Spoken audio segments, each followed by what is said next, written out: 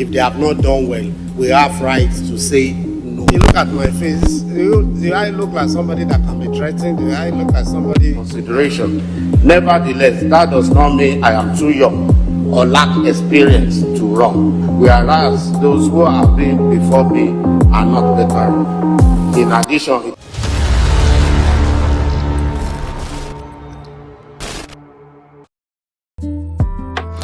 in this video, we're going to be looking at the event that led to the impeachment of the Lagos State Speaker, his full soldiers that were arrested, and also his latest move as he tries to salvage his faltering political career. But before we begin, let's start with the video that nailed his fate. Watch. Consideration.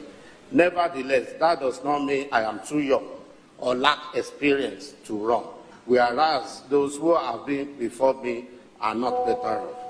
In addition, it is also important to correct the impression from naysayers who have been insinuating that I made payment to seek for blood relation in Ojo to validate my candidacy to run as governor. Of course, I have never denied the fact that I am Obasa, but rather I've never claimed to be. Okay, so two things to highlight from here. First, it was totally out of line. This was not a political campaign rally. This was not a party convention. It was there to perform an official duty. But I guess all that was happening, the suggestion that it was not fit to be the governor got to him. Second, he forgot that it was put there as a puppet to his puppet masters. And he forgot that they own all the leverage on him and they could discard him any moment. And that's just the funny thing about the kind of democracy that we play in Nigeria. Anyways, he couldn't even get a single member of the House of Assembly to support him. And talking about his boastful claim, I guess, and also tying it to the way politics has been played in Nigeria, his foot soldiers showed up. He was able to manage, the puppet himself was able to get some mini puppets to show up for him. But watch as his supporters and his foot soldiers were disgracefully hauled into the Black Maria. Let me get people inside this Black Maria and actually know their grievances, because some of them, okay, so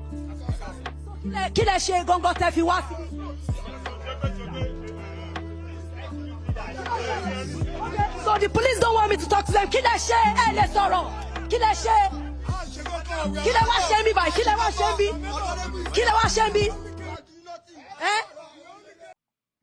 One more thing I need to highlight is this. The level of corruption in the whole polity of Nigeria is staggering. This is at all levels, from the local government to the states, the governorship, to the ministers, to the federal services. Every sector and every area of the country seems to be compromised. And that's quite disgraceful. Now, there was this report that came out and was circling and moving around the internet about the allegations against this same speaker. And you would think, oh, possibly he was impeached because of those allegations. But that's not true. He was impeached because the puppet master felt that it was no longer needed. And then they hold all the leverage. And then they went to the media to kind of pilot, the dissemination of that information. And the allegation had to do with so many financial impropriety, how his looted funds allegedly meant for the National Assembly. My question is this: why wasn't he prosecuted?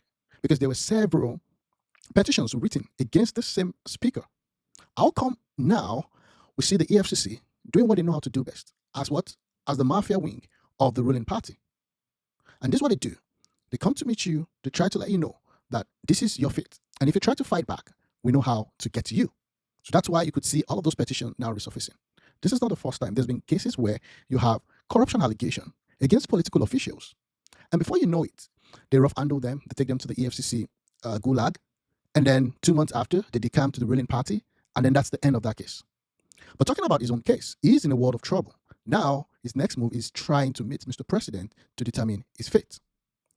What do you think about this speaker that was impeached? Do you think that the president should give him audience? Do you think that he should be made to pay the full price of what he's done? Now, talking about this same speaker, there are speculations that has to do with one other individual that seems to be the son of the president and his political ambition. If you've paid attention for the past few days, you've been seeing him moving around at state functions, commandeering different forces, not a full different forces and trying to grandstand, because there is the speculation that he will be coming out 2027 to be the governor of the state. And that, in part, is one of the theories that has been circulating around with respect to the ousting of the former Lagos State Assembly Speaker. Now, watch him here while he was parading around, acting as an official, acting as if he is in an official capacity. Watch.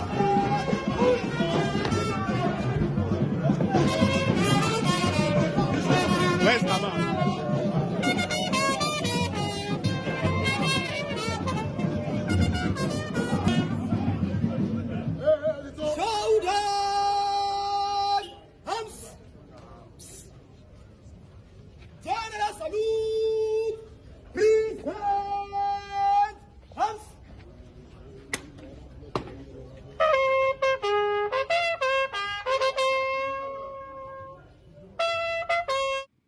Okay, so there are reports that Obasa is now in Abuja trying to meet with the president. This individual had his tweet that the ex-speaker Obasa lands in Abuja in a bid to meet Tinubu.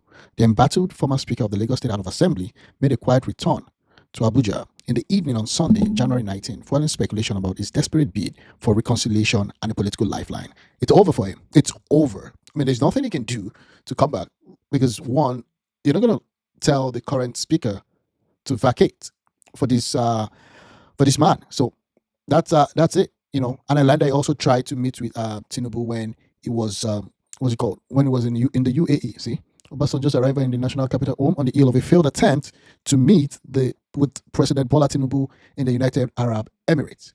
So I don't think there's much for him to do. He'll just go in and be an House of Assembly member and possibly just retire. It's just that more often than not, they don't get to retire, and that's the problem. This guy's been there for almost, I think, as a speaker for almost 10 years. It's quite crazy. Let me know what you guys think in the comment section below. What are your takes? Do you think this was the right move? What about your thoughts on the EFCC cases? Should they be prosecuted to the fullest extent of the law, or is this just a ploy by the Tinubu camp and Sheyi Tinubu camp to disgrace this guy so as to create a clear path or a clean path for the son of the president? Let me know what you think in the comment section. Please like, share, and comment this video if you're getting any value from it. Thanks.